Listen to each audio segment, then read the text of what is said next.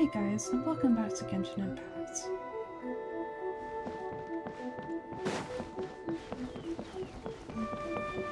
Oh, right, that's right.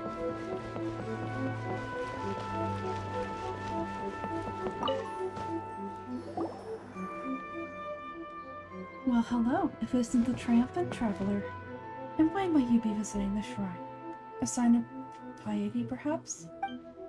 You literally told us to come meet you here. I was just joking. I've been waiting for you. Seems like someone's in a pretty good mood. Catching up with an old friend I haven't seen in years was truly delightful. By the way, I heard that you had a duel before the throne. With a Fatui Harbinger, no less. Courageous and astute, I must say. I am most impressed. It was a spur-of-the-moment thing. Defeating Signora head-on in a duel means that your strength exceeds my expectations. Still, you did end up victorious. I gather congratulations are in order. Ah, it sure feels good to finally thwart a Fatui plan for once. They caused plenty of trouble along the way, but at the very least they didn't get their hands on another Gnosis. Wait a second. Did you say Gnosis? As in the little thing that looks like a chess piece? Yep, that's the one. You've seen one too? Gnosis belong to the Seven. That's what keeps them connected to Celestia. Oh, what's wrong? I handed that over. Huh? You did what now? Well, how else was I supposed to save your skin from the Balladeer exactly? The Balladeer is number 6 of the Fatui Harbingers. In terms of strength, he is superior to Signora. I'm not the kind of person who risks life and limb for any old reason. For once, Paimon just doesn't know what to say. But why was the Gnosis in your hands? After A created her puppet vessel, she no longer had anywhere to put it. As her erstwhile closest friend, A handed it over to me, and I kept it in the Grand Narukami Shrine ever since.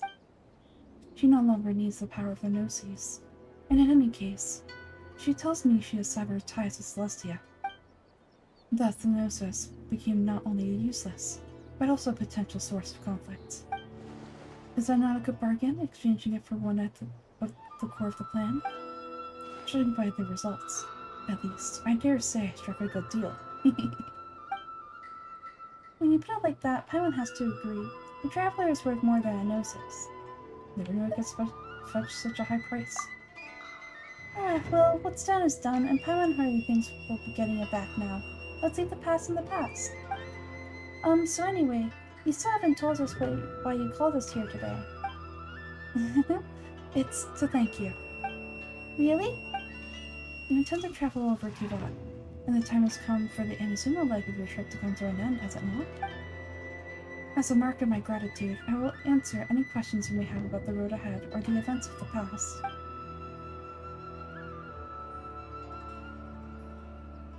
About my sister. I'm sorry I haven't a clue. I am also unfamiliar with the god you describe. But if you still have doubts about A, I would say they are misplaced. Not only does she not fit your description, but she voluntarily gave up her Gnosis long ago, severing her ties with Celestia in the process. When I met her, I don't believe she was the one. That's good to hear, otherwise being that I am her familiar, it can make our relationship rather awkward, don't you think? Don't worry, we're not looking to pick a fight with you. I wish you the best of luck. May you soon discover the truth behind it all. As for her sister's whereabouts, I will use all the resources at my disposal to investigate it. And I will also borrow some of Ayato's people from Shimatsuban. I'll let you know if I can find out anything. Consider it part of my means of thanking you.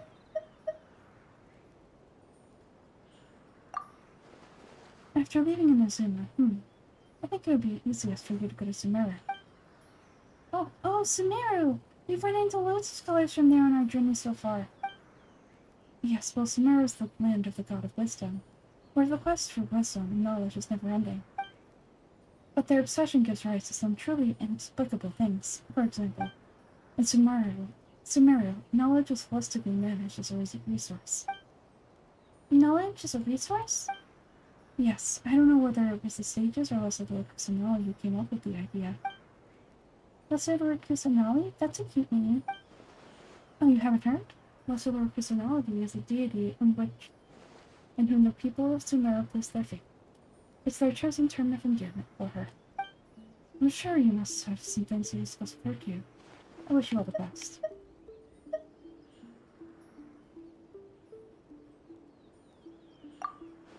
I'm surprised an outlander like you is aware that there was once a change of electoral crown. Few citizens of Venezuela are aware of this. Lawrence told us. He said that the electoral crown Bell passed away.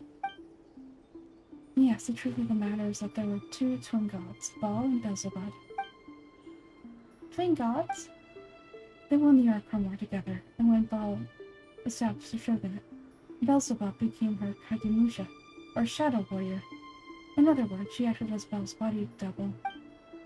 Beelzebub is A, with whom we are now both acquainted. Baal's name was Makoto. As far as the world was aware, there were not two, but one.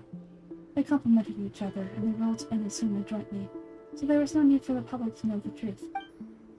In fact, the name Baal and the title of Raiden Shogun was understood to refer to both of them right up until...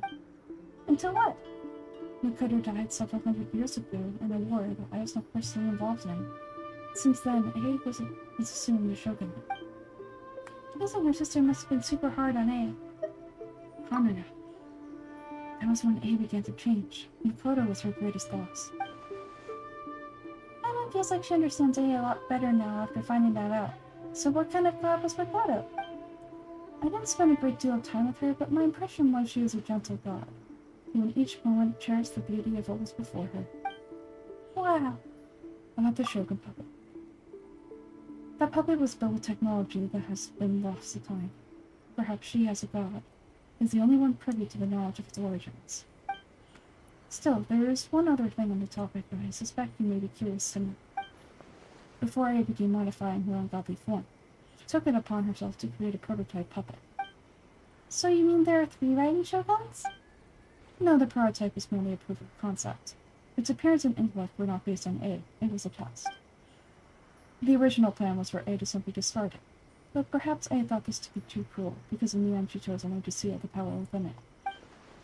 Later, this puppet wandered in Azuma as an ordinary human man with his own consciousness, until the Fatui took an interest in him. Ugh, not the Fatui.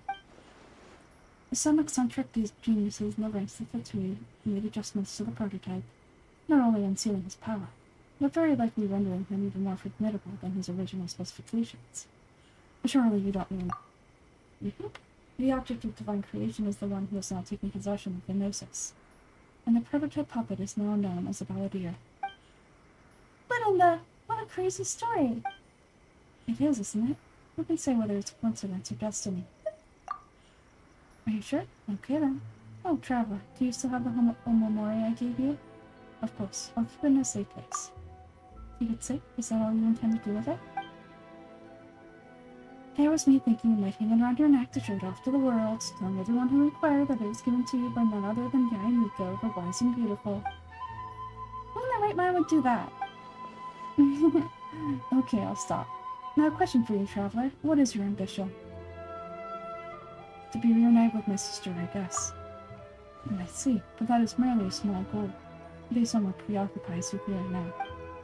Your ambition should be something that transcends the world below, and the starry sky above, something that shines in unison with fate itself. Perhaps the reason you do not possess a vision is that such an ambition has yet to be engendered within you. It's a possibility. Continue on your journey and maybe that moment will come to pass.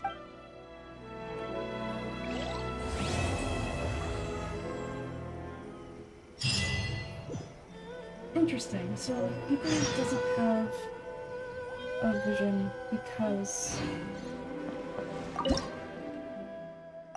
Dang. Because he doesn't have the ambition needed for one. I never really thought about that.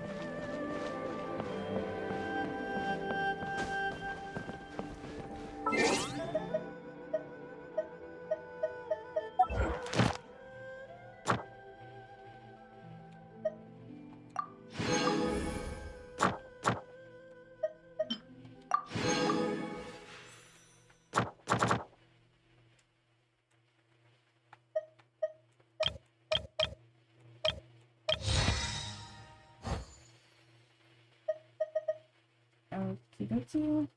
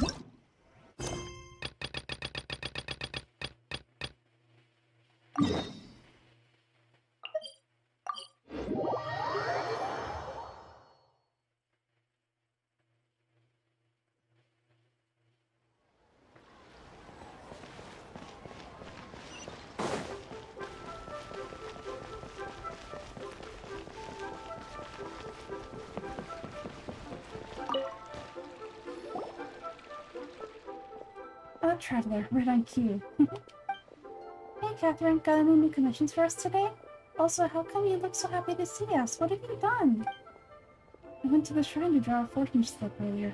The shrine maiden told me that it is the season for an unexpected reunion. Catherine, drawing fortune slips at a shrine? Is it just Paimon, or is that the most unusual thing ever? Wait, no, that's not the most unusual part. We're in Liyue. You went to Inazuma and back in a single day? Even I have a private life, you know. Okay, so when you say unexpected reunion, you mean running into us, right? Who can say? But the anticipation of knowing that an unexpected reunion is due to make me happy to see everyone I crossed paths with today. Fair enough. Even though we see each other pretty much every day, whatever makes you happy. Unexpected reunion. Wait, are you saying? Well, Paimon gets a goose. Well, let's just hope the Shrine Maiden was right. Fingers crossed we find her.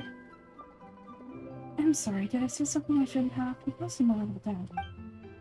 Oh, it's nothing. Anyway, back to business. Do you have a new commission you want to give us?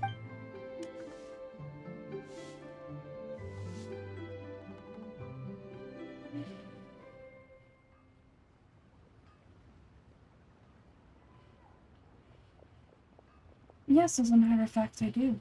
This is one from... Oh. This is one from a minor. It seems to be related to investigating the chasm. Really? Does that mean the chasm's not sealed off anymore? I'll leave the requester to fill you in on all the relevant details. His name is Yuki, and he should be at the chasm right now. Alright then, thanks Catherine, we'll head there right away. Very well. Add Astra applesauce. This time you truly are bound for the abyss. Good luck to you both.